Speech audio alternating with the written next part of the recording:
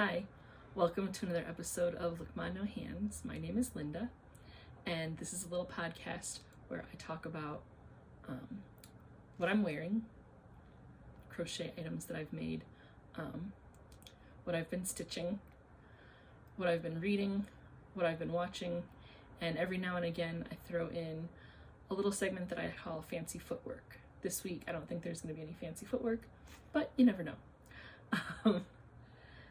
I'll dive right in with what I am wearing. I finished my Kaleidoscope top that I was working on previously, so that's what I've also been stitching. So I finished that up, and I really like how it fits. I have a couple other pictures, maybe just one other picture, that kind of shows how it fits a little bit better, but it hits exactly where I want. It's not super long like a tunic length, but it's not a cropped length either, so it fits pretty well. I used sock weight yarn, or one weight yarn, kind of as it was stated in the pattern. The pattern is by Hobbii. I will link the pattern in the description, so if you're curious, you want to take a look at it and give it a shot for yourself. But this is the first time that I've made a garment using that weight of yarn.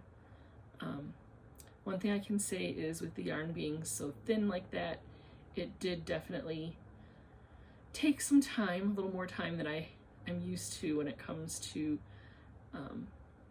the size of the project. I don't consider this to be a huge undertaking when making projects.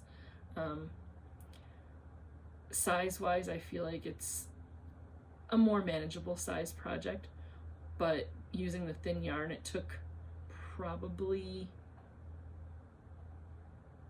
twice the length of time that I would typically use to make this size of a garment. So just the nature of the beast, the yarn being thin, it takes a lot more stitches to get where you're going.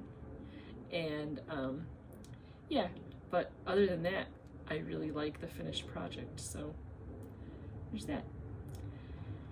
Like I said, it's what I've been stitching, so don't really have anything new on the hook. Got some other things planned, kind of coming up here and there, so yeah, nothing new on the hook this week. So what I've been reading, two kind of longer books that I was reading this week. America's First Daughter by Stephanie Dray and Laura Kamoie. It is a book, a novel, fiction, featuring Thomas Jefferson's daughter as the title character. The authors did include a note that talked about the writing process that they went through. Apparently they combed through many of the letters that Thomas Jefferson wrote, which I think is kind of cool. They spoke to the fact that Thomas Jefferson was a prolific letter writer, and just, I think they said like 18,000 letters that they went through, which that's a lot of letters to read through to kind of develop these characters. Obviously, like, they're real people, they're historical figures, but to kind of, I guess you could say, like, recreate who they are from their own writings. It was just a very interesting, like, dramatization of Thomas Jefferson and his family, his daughter Patsy. It kind of sparked a little bit of interest for me to go back and read more about that period of American history. And I'm a big history buff anyway, but my time period of choice is more like Civil War history.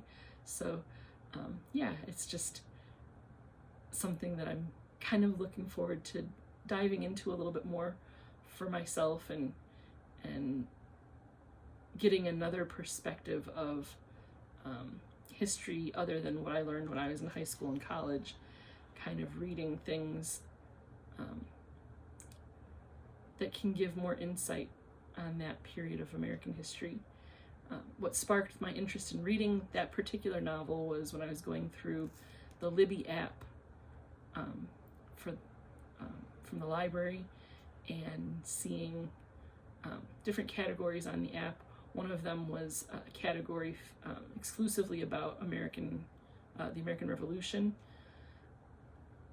We are going to be celebrating the 250th anniversary of Declaration of Independence. So they have like a collection of books in regards to that time period of history. So when I saw that, I was kind of scrolling through and picked several books out that looked interesting to me. So that was the first one that I read, America's First Daughter by Stephanie Dray and Laura Kamoie. And then the other book that I read this week that was equally as long, but completely different from that book is called Strange Weather by Joe Hill.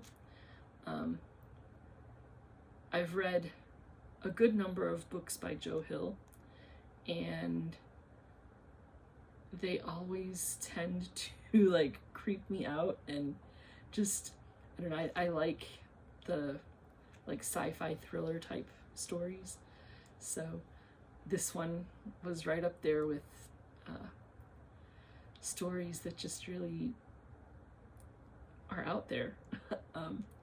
Strange Weather is a collection of 4 short novels that he wrote in like 2017, 2018, thereabouts, and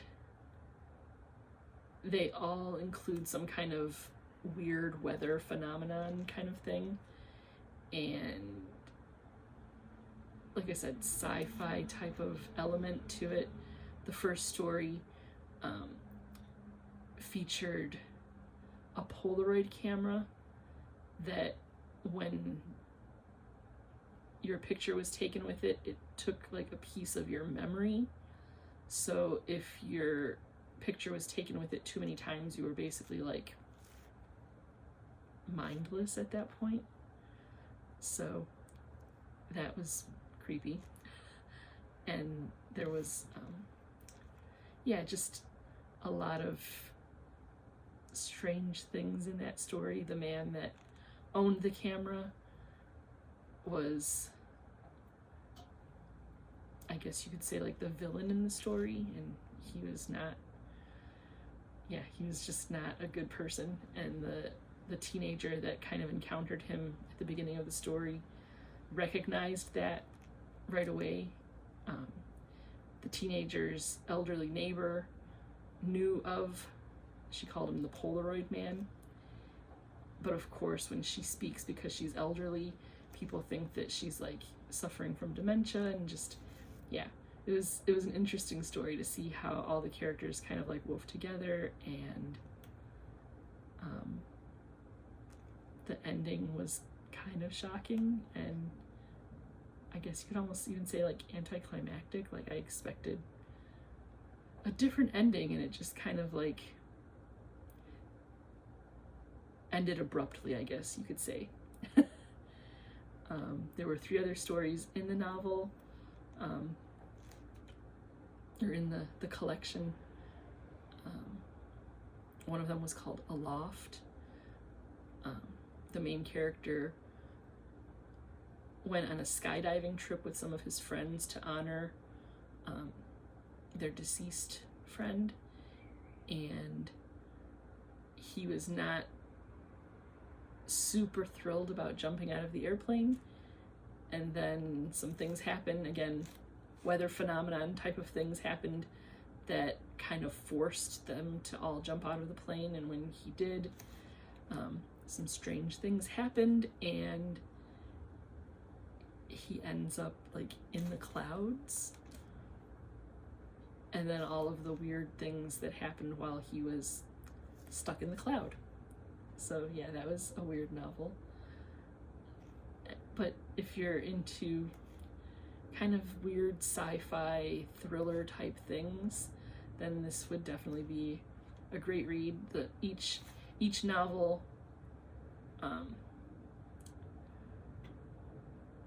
can be read kind of on its own. It's like a standalone, but the entire collection, because all 4 novels feature some kind of weird weather phenomenon, they fit well together in the collection. So, like I said, I enjoy Joe Hill novels. They do use some coarse language. There are some things in there that, you know, if you're a sensitive reader, I would not recommend it, but I can kind of suspend my own personal beliefs on certain things here and there just to read a book and kind of get lost in the characters of the book. So yeah, and then what I've been watching this week, again, more of the same, my ABC lineup with General Hospital during the daytime, and then my weekly watch of Will Trent. Definitely enjoyed the exciting season finale. That was a great ending. There were some fun characters, kind of like not recurring characters, but just like characters that were necessary for the storyline this week. It was a fun storyline, so yeah, enjoyed Will Trent this week.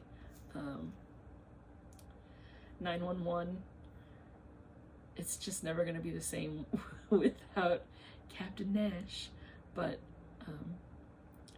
it will be interesting to see how the season finale kind of wraps up for this season. 911 always ends with a huge cliffhanger.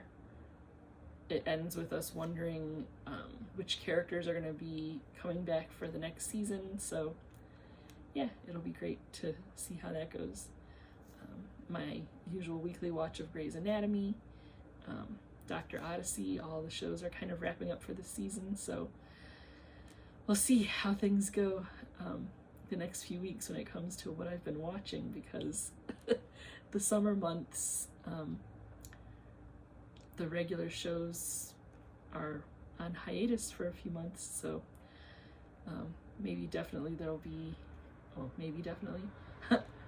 will be more movies coming up that we'll be watching, or we'll be diving into some older shows that we can kind of binge the whole season, you know, a few episodes here and there. But yeah, that's we've been watching Who's the Boss, so we'll probably just keep going with that. On Hulu, they just put on there recently the old program 227, which was a show that I remember watching when I was a kid. Just a good old sitcom from the 80s, so we've been watching that. We finished watching Rose Red, and the verdict on that was Stephen King stuff is just really weird, and he was like, the ending was kind of what he expected, but not great. I don't know. I used to like that little mini series, so we have differing opinions about the creep factor of Rose Red and kind of how things wrapped up in that series. And then we also watched Super 8. It's a, I think, Steven Spielberg film. Again, sci-fi.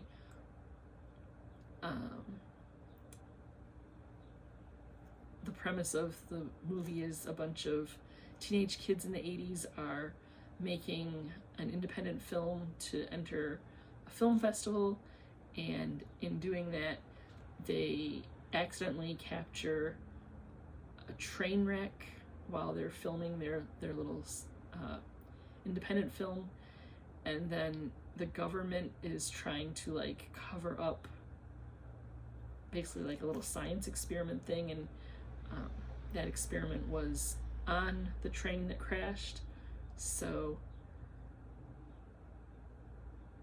the kids are kind of like in danger because they know too much, kind of thing. And they also are trying to kind of put a stop to the government plan and help the creature that is part of the experiment. So yeah, it was a good film. It's a film that I had seen before. When Tim watched it with me, he didn't remember having watched it the first time because he was quite young when that film first came out. So it was kind of like a brand new watch for him, but I remember watching it when it first came out, and I liked it then, and I liked it again now. So yeah. And then another film that I wanted to share with him from my childhood was the movie Willow, which anybody that's a Gen Xer knows that like Willow is one of those like iconic films from our youth.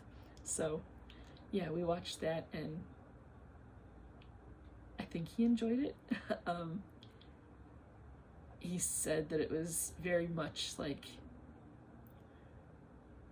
I guess you could say, like stereotype of that time period.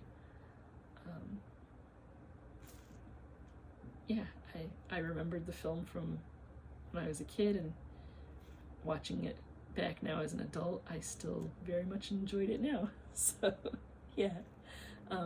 We started watching Bridgerton. I watched Bridgerton when it first came out, but he never did, and I encouraged him to watch it because of like first of all, the costuming, and then the music, and like how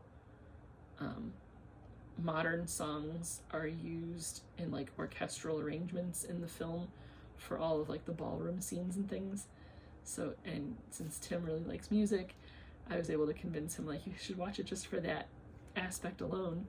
So we've been watching it, and he really does enjoy the music aspect, and he loves the costumes.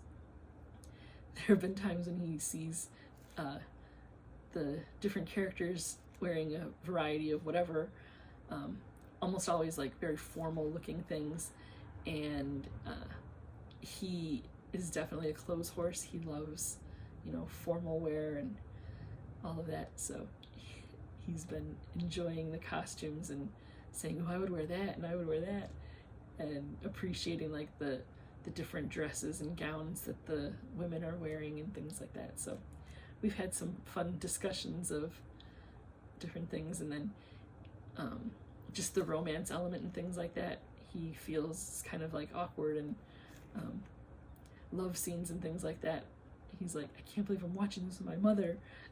So we almost have to kind of like fast forward through the love scenes just for his comfort, but we don't, because then you might miss some of like the important elements of what's happening. So yeah. And then we borrowed from the library the movie Blast from the Past, starring starring Christopher Walken as the dad in that movie, and why am I blanking? Starring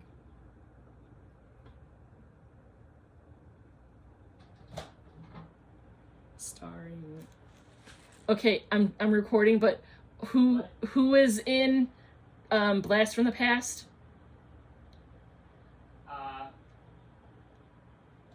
The chick or the dude? The dude. Alicia Silverstone. Brendan Fraser. Brendan Fraser, that's it. Woo! I guess it's a good thing I have my off-camera partner downstairs today, because that was rough. So yeah, Blast from the Past. We watched that and really enjoyed that. I always love that Brendan Fraser has a dance scene in his films, so that was fun, and I just really loved that movie. Just the wacky concept of like being born in a bomb shelter and then living all of your life basically like in lockup, and then having to emerge into the modern world after being raised in a bomb shelter with your parents who didn't like age from the time period that they got themselves locked into the bomb shelter. So yeah, that was a fun watch. So this week, totally unedited and totally off the wall. You get to see me and all of my craziness, and I'm usually prepared, but apparently this week was a little rough. So yeah, if you enjoyed this wacky off-brand video, go ahead and hit that like button. If this is your first time here, go watch some of the other videos that are a little bit more well planned and not so whatever this is. If you're a subscriber, I'm sorry. Like, this video is not my best, but it is what it is. I'm not gonna go back and edit or change anything or re-record it. I'm gonna let it go. If you're not a subscriber, please subscribe. Like I said, this is not my best work, but it's me, so this is what you get. And if you feel so compelled as to share with someone else, go ahead and share a link and send people my way. We're definitely growing the channel a little bit. We had a few gains at one point, and then a few losses, so it's kind of like 2 steps forward, 1 step back, but we're growing slowly. So yeah, got some exciting things coming down the pipeline in the next week or so.